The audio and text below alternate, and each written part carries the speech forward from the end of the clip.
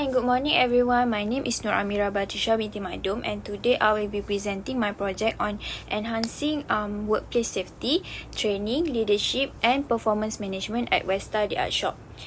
This project addresses key challenges within the company's HR practices, aiming to improve their overall work environment and also operational efficiency. So for company background, let's start with a quick overview of the company.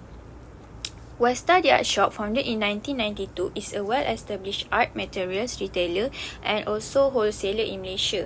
They offer over 11,000 products nationwide, catering to students, artists and also educators. Despite their success,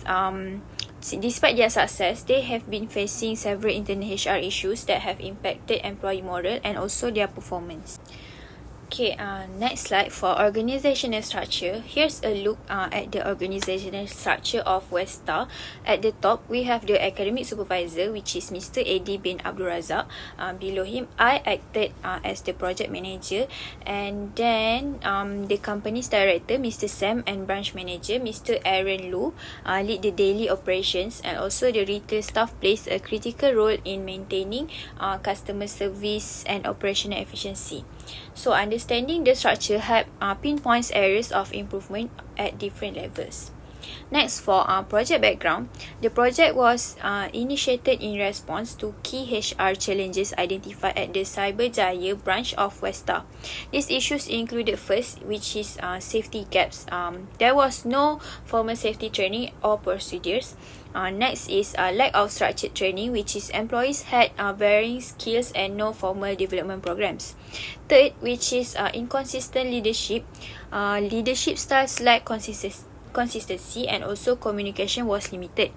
Last but not least, fourth is outdated performance management system, which is the appraisal system did not include KPI or 360-degree feedback, and also evaluation was not transparent. Okay, for our next slide, purpose of the project, which is the main purpose of this project was to enhance the company's HR functions by addressing the key gaps identified. Specifically, the objective were first is to improve workplace safety through structured training. Second is to enhance employee experience by providing continuous skill development. Third is to apply project management methodology to real-world HR issues. Fourth is to bridge HR theory with practical workplace practices, ensuring solutions were both effective and also aligned with the industry standards. Okay, for the next slide, which is project objective. First is our project objective were clear and targeted that we want to improve the workplace safety, which is we introduce safety training programs, hazard identification and also emergency response. Second is to provide continuous training, which is we want to develop ongoing programs for both technical and also interpersonal skills to ensure staff adaptability. Next is strengthen leadership, which is to foster more empathetic and also communicative leadership styles among store supervisors and also managers. Next is to enhance performance management, which is we want to revamp the performance evaluation system to include the 360-degree feedback, making it more transparent and also development focused. Okay, for my next slide, I want to explain about my project scope, which is my project scope is the project was specifically targeted at the Cyberjaya branch and had a 4 weeks duration, which is first the project focused on enhancing workplace safety, training, leadership and performance management within these constraints. Notably, corporate wide policy changes were outside the scope of this project, as the goal was to address immediate branch specific HR issues. So next, for my project management process, the project followed a structured project management process which include first is initiation process, which is defining the project goals and also identifying HR challenges. Second is about planning for creating a detailed timeline and also action plan.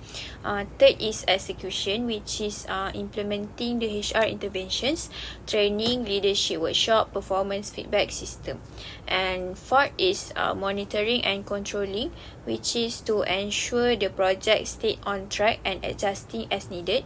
5 is closing, which is finalizing the project and presenting the results to my lecturer. Next, for my Gantt chart, here's a Gantt chart that outlines the project's timeline. So as you can see, tasks like data collection and analysis were spread over the first few weeks, while the final 2 weeks were focused on recommendation development, report writing, and also preparing for the final presentation. For work breakdown structure, this work breakdown structure WBS helped me organize the project into major phases, which is first is initiation and planning, which is laying the groundwork and defining tasks. Second is data collection, which is conducting interviews and gathering employee feedback. Third is analysis and recommendation, which is analyzing data, developing actionable recommendations. And also last is final report and presentation, which is summarizing findings and also presenting the outcomes. For the next slide, which is data collection, I already collected data using multiple methods, which is first is interviews with employees and management. Second is observation of daily operations. Third is employee feedback through surveys. Fourth, which is company documents related to existing safety protocols and also performance management practices.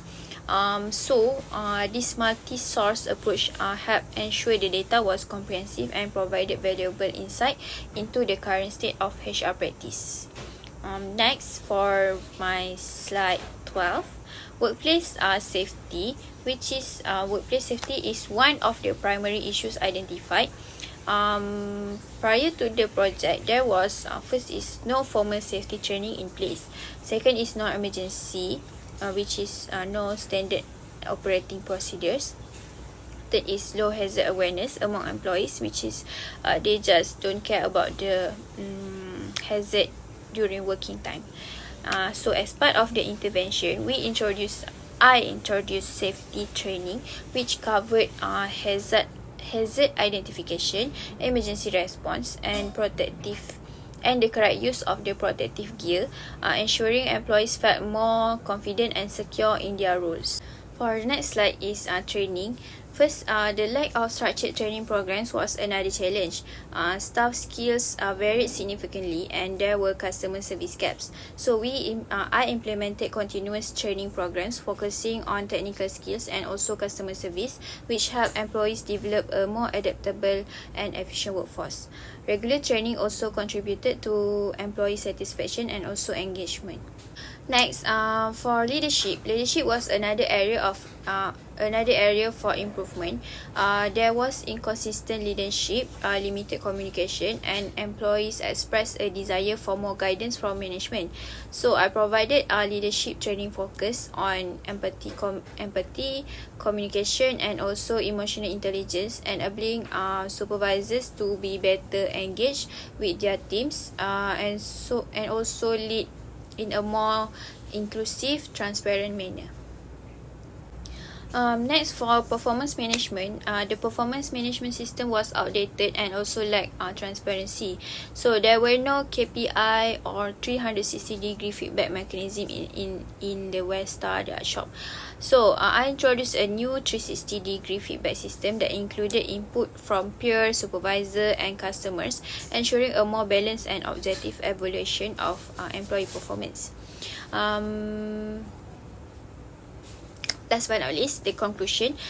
In conclusion, this project was successfully achieved its objective, which is first is workplace safety improved through structured training. Second is employee skills were enhanced through continuous training programs.